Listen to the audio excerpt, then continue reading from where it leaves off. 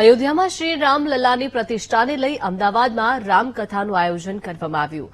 અમદાવાદના બોપલમાં અક્ષત કળશ પહોંચ્યો. બોપલની નંદેશ્વર સોસાયટીના આંગણે કળશ આવતા લોકોમાં ઉત્સાહ જોવા મળ્યો. નંદેશ્વર સોસાયટીના રહીશોએ કળશનું ભવ્ય સ્વાગત કર્યું. કળશના બધા લોકો દર્શન કરી શકે તે માટે રામકથાનું આયોજન કરવામાં આવ્યું.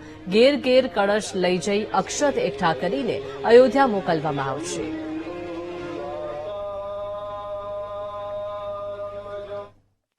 આ કળશ અમારે ત્યાં 24 તારીખે આવ્યું છે, જયારે આ કથાનો પ્રારંભ થયો. અને અહીંયાના જે સંઘના નેતાઓ છે એમની ખૂબ ખૂબ આભાર છે એમને કે જેમને આ કળશ યાત્રા અમને કરવા દીધી. જે અશોકભાઈ અમારી જોડે જે છે એમના થકી અને એમના પ્રેમ થકી આ કળશ અમારે ત્યાં આવ્યો. અને લોકોનો બહુ ઉત્સાહ છે કે આ કળશ જ્યારથી આવ્યો તો ઘણા લોકો આવે છે આ દર્શન કરવા માટે. એની માટે અમને ખૂબ પ્રસન્ન છે આ વસ્તુ માટે. કળશનો ખાસ ઉપયોગ શું થઈ રહ્યો છે? અંદર કઈ ચોખા છે? હા, અંદર અક્ષત છે. અક્ષત છે જે અમે લોકો આવતા મહિનેથી બધાના ઘરે વિતરણ કરવાના છે. અને બધાના ઘરે જે ભગવાન રામની પૂજા કરવામાં આવીને જે અક્ષત થાય એ આ જ કળશમાં અક્ષત છે અને બધાના ઘરે અમે પહોંચાડવાના છે. એ અભિમંત્રિત કરેલા અક્ષત છે. જે અક્ષત આપણે કહીએ ને કે કોઈ પણ આમંત્રણ આપણે આપવા માટે જઈએ અને એ પૂજન થયેલા અયોધ્યાથી અભિમંત્રિત થયેલા જે અક્ષત છે ઘરે ઘરે અમે એને આપવાના છીએ. અને દરેકને એવું આમંત્રણ આપવાના છીએ કે અયોધ્યા માટે આ આખી આપણા માટે જીવનની અંદર આ એવો આપણો પોતાનો અનુભવ છે ને આપણે સાક્ષી બની રહ્યા છીએ કે ત્યાં અયોધ્યા ખાતે પ્રભુ શ્રી રામનું રામ જન્મભૂમિ મંદિર ક્ષેત્ર ઉપર ત્યાં આગળ પુનઃ પ્રાણ પ્રતિષ્ઠા મહોત્સવ થઈ રહ્યો છે.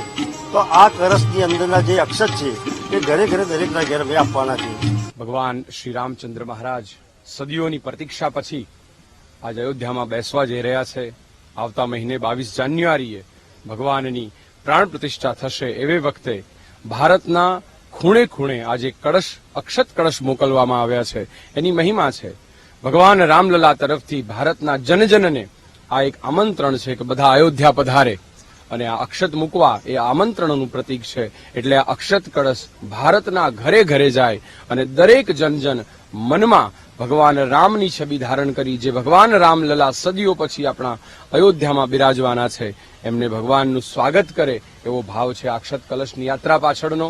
અને એની જ પૂર્વ સંધ્યાએ આ બોપલમાં શ્રી રામકથાનું આયોજન થયું છે, જેનાથી આપણે બધા પરિવાર સાથે મળી અને રામચંદ્ર ભગવાનના ગુણાનુવાદ ગાઈએ,